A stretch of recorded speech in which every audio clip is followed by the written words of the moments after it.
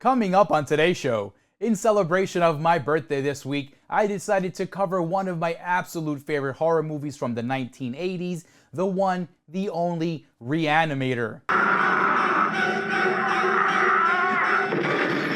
Herbert, you're insane! Now what happened? I had to kill him! Stay tuned.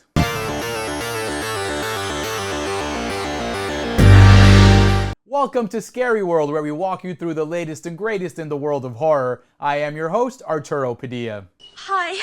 For those of you just joining us, don't forget to subscribe up above and say what's up down below. We have one major rule around here. No spoilers. Now that we got that out of the way, there are 5 categories: production, story, ensemble, horror, and legacy. Each category can earn the maximum of 2 points. Showtime. Per IMDb, the synopsis goes, after an odd new medical student arrives on campus, a dedicated local and his girlfriend become involved in bizarre experiments centering around the reanimation of dead tissue. This movie was directed by Stuart Gordon. This was the director's feature film directorial debut, and Gordon delivered a rare gem of a film.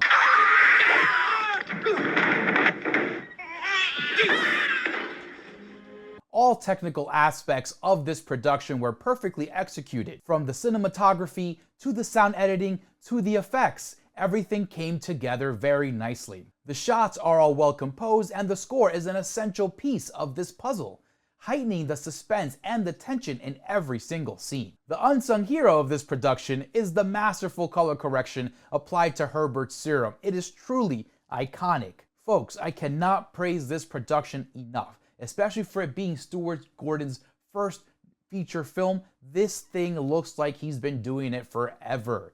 Everything, it just looks so good on the screen. All of the technical stuff was done extremely well, especially for 1985.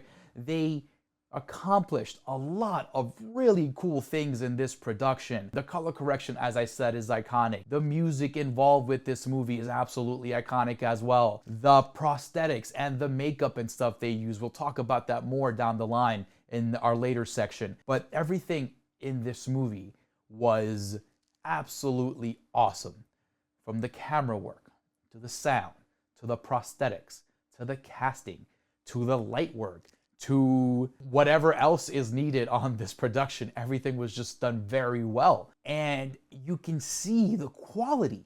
Years and years later, 39 years later, you see the quality of this movie. And that's a big kudos and a testament to the work Stuart Gordon and his crew did. It would not look this good in 2024 if they did not do an excellent job in 1985. And for all the great production work that was put into this film, Stuart Gordon's Re-Animator gets a 2 for production.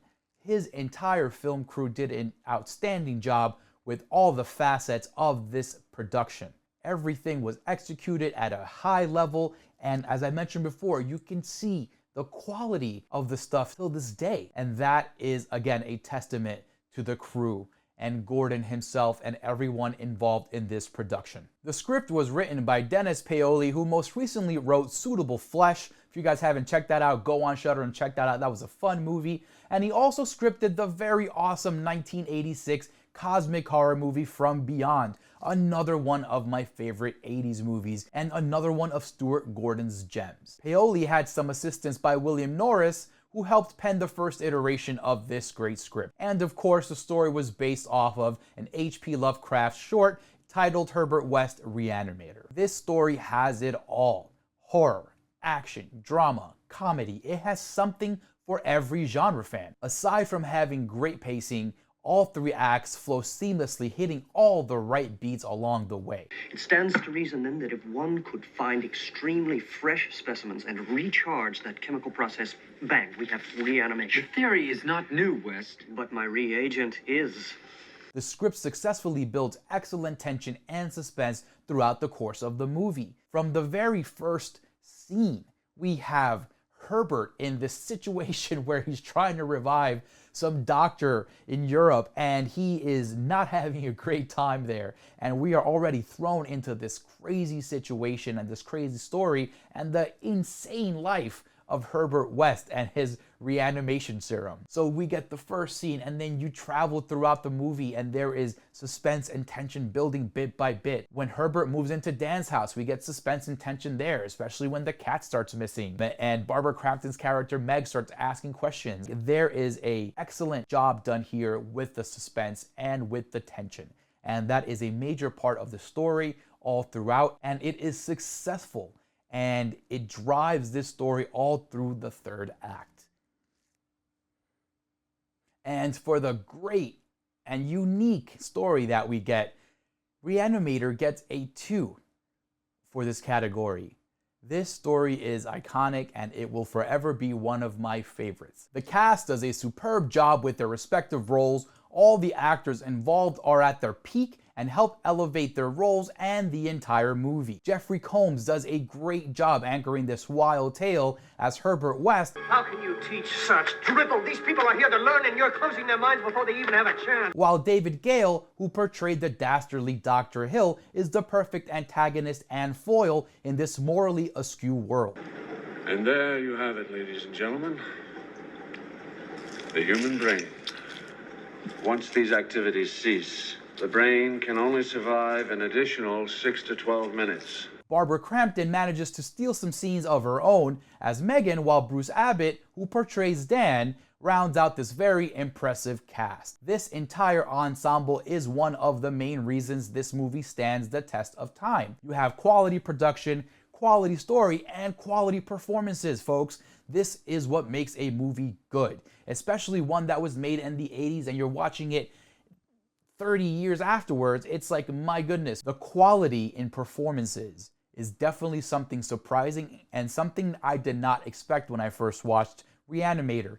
These actors are putting their all into these characters, and you can tell. And this is why this movie is still good and why this movie still hits the way it does, because of these performances. And for the great cast of characters and the awesome acting work done by everyone involved, this movie gets a 2 for ensemble, folks. It doesn't get any better than this in horror in the 80s. Everyone involved did their absolute best and we're on the same page to get this thing done successfully. The highlight of this movie are the buckets of blood and the buckets of gore.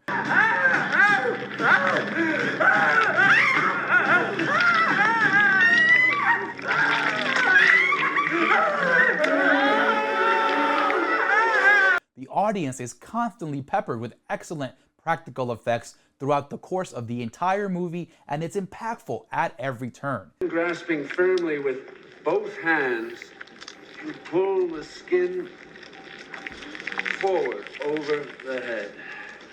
It is very much like peeling a large orange.